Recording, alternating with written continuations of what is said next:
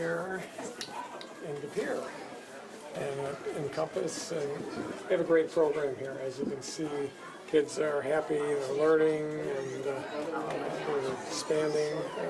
They're just explaining to me how they're going to be opening up a place in O'Connell Falls, and so Encompass does a really good job. This gives me hope for the future that we're going to continue making sure that early childhood programming is a top priority, because it's the right thing for kids, but it's also the right thing for our economy, because if people are not able to get child care, they're going to have to end up leaving the workforce, and that's going to be not where we want to be either. So looking forward to we got a few more days before this present fiscal year is over. Right now, I think we're having good conversations, and I'm hopeful that we're going to be able to do something in this arena in this upcoming budget. Governor, what's your reaction to the Marquette poll that came out today, where it showed that a majority of people are not in favor of you seeking a third term? Stuff happens. That's great. People can have that belief. I have no problem with that.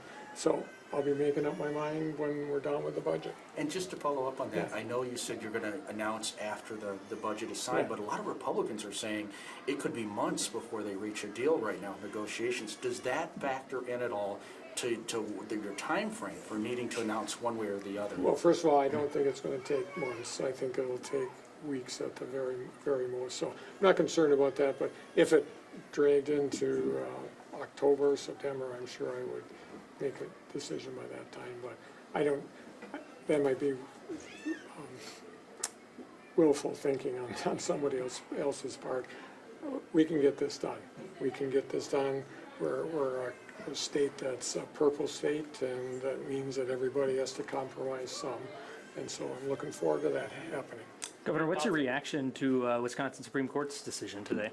Well, I was disappointed, but obviously seven judges went down that way, and so the only response I have is let's get the money out to the schools so that they can complete their work. I mean, this just dragged on for way, way too long. So even though we lost, it's not like I'm going to sit back and gnash my teeth about it. The bottom line is we have $50 million sitting in the Joint Finance Committee. Let's figure out how we're going to get it out the door.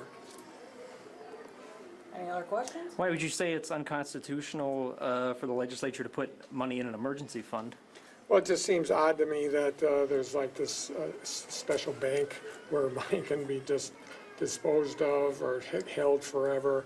And so, we'll get through that. But at the end of the day, everybody agreed that we needed to do some different things around reading. So let's get the money out the door and let's get kids reading. Governor, last time you said special education was the big hang-up in negotiations. Is that still the case, or is there another issue right now, maybe something bigger that's causing this to drag out, probably longer than what you maybe Well, I think there's some differences of opinion on the Republican side. I think we're having good conversations, but the Senate seems to be in a little different place, but we'll get there. I'm not concerned. Any on topic?